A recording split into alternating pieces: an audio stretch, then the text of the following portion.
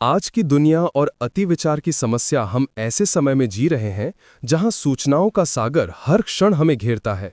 Mobile phone, social media, त्वरित संदेश, 24x7 समाचार सब मिलकर दिमाग को लगातार उत्तेजित करते हैं। हर दिन हमें सैकड़ों निर्णय लेने पड़ते हैं। करियर की दिशा, बच्चों की पढ़ाई, रिश्तों का प्रबंधन, स्वास्थ्य की देखभाल, आर्थिक योजना। इतने विकल्पों और दबावों के बीच मन लगातार तुलना करता रहता है। अगर मैंने ऐसा किया होता, आगे क्या होगा, लोग क्या सोचेंगे। यही है अति विचार या ओवरथिंकिंग। इसका प्रभाव बहुत गहरा है। ये नींद छीन लेता है, ऊर्जा खत्म कर देता है और निर्णय क्षमता को कमजोर करता है। रिसर्च बताती है कि लगातार नकारात्मक सोच शरीर में तनाव हार्मोन कॉर्टिसोल को बढ़ाती है, जिससे दिल और दिमाग पर सीधा असर पड़ता है। परिणाम चिंता, अवसाद, थकान। ऐसे दौर में बुद्ध की हजारों साल पुरानी शिक्षाएं आज भी उतनी ही प्रासंगिक लगती हैं। उन्होंने बताया कि विचारों को जबरन दबाने से राहत नहीं मिलती, राहत मिलती है विचारों को समझने और उन्हें आने जाने देने से। इस विचार को उन्होंने एक छोटी मगर गहरी कथा के माध्यम से समझाया। 2. कथा, बुद्ध और चिंतित व्यक्ति। मगध राज्य की राजधानी राजगृह। एक सुबह गंगा किनारे की ताजी हवा में गौतम बुद्ध अपने कुछ भिक्षुओं के साथ चल रहे थे।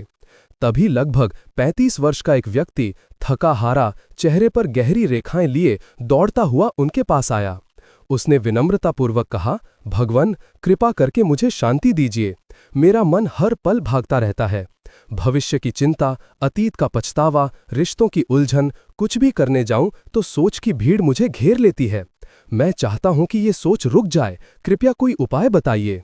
बुद्ध ने उसकी आंखों में झांका। वहां बेचैनी का सागर था। उन्होंने मुस्कुराते हुए कहा, आओ मेरे साथ चलो। वे धीरे धीरे पास की नदी तक पहुंचे। सूरज की किरणें पानी पर चमक रही थीं। हवा में हल्की ठंडक थी। बुद्ध ने कहा, इस जल को देखो।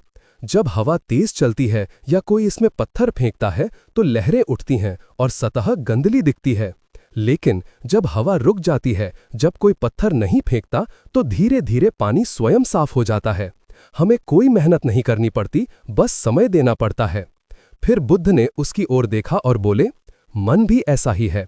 तुम जितना इसे रोकने की कोशिश करोगे, उतनी ही लहरें उठेंगी। विचारों से मत लड़ो, बस उन्हें आते जाते देखो, जैसे नदी का पानी बहता है। जब तुम गवाह बन जाते हो, विचार स्वतः शांत हो जाते हैं। व्यक्ति ने पूछा, लेकिन मैं कैसे देखूं? विचार तो बिना बुलाए आते हैं। बुद्ध ने उत्तर दिया, सांस को देखो। सांस का आना जाना सबसे सरल द्वार है। जब तुम सांस पर ध्यान रखते हो, मन धीरे धीरे वर्तमान में टिकता है। न अतीत न भविष्य, सिर्फ ये क्षण। यही ध्यान है, इसी से शांति मिलती है। उस व्यक्ति ने वहीं बैठकर बुद्ध के बताए अनुसार सांस पर ध्यान लगाना शुरू किया। कुछ ही देर में उसका चेहरा ढीला पड़ने लगा, आंखें नरम हो गईं। उसने पहली बार अपने भीतर उठती और गिरती लहरों को बिना पकड़े देखा। उस क्षण उसने समझा, सोच को हटाना नहीं, उसे देखना ही मुक्ति का मार्ग है। 3. बुद्ध का दृष्टिकोण। विचारों से लड़ाई नहीं, साक्षी भाव बुद्ध की शिक्षा का मूल संदेश था। जैसा है वैसा देखने की कला। 1. अनित्य, इम्पर्मनेंस। हर चीज बदलती रहती है। विचार भी अस्थायी हैं, उन्हें पकड़ना या भगाना दोनों व्यर्थ हैं। 2. शून्यता, एम्प्टीनेस। विचारों का कोई स्थायी अस्तित्व नहीं, वे बस आते जाते हैं। 3. साक्षी भाव, विटनेसिंग। हम विचार नहीं हैं, हम वो चेतना है जो विचारों को देख रही है। जब ये भेद समझ में आता है तो विचारों का बोझ हल्का हो जाता है। बुद्ध ने ध्यान, माइंडफुलनेस को इसका प्रमुख उपाय बताया। अनापनसति यानी श्वास स्मृति ध्यान, विपश्यना यानी गहन अवलोकन, ये सभी साधन मन को देखने और उसे स्वतः शांत करने के मार्ग हैं। 4.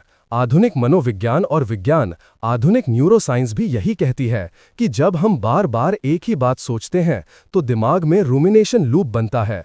ये अमिगडाला, भावनाओं का केंद्र, को सक्रिय करता है और प्रीफ्रंटल कॉर्टेक्स, निर्णय क्षमता, को थका देता है। माइंडफुलनेस पर शोध। हार्वर्ड यूनिवर्सिटी के अध्ययन बताते हैं कि प्रतिदिन 8 सप्ताह माइंडफुलनेस ध्यान करने से मस्तिष्क की ग्रे मैटर घनत्व बढ़ता है। एमआरआई स्कैन दिखाते हैं कि ये अमिगडाला की अत्यधिक सक्रियता कम करता है, जिससे चिंता और अवसाद घटते हैं।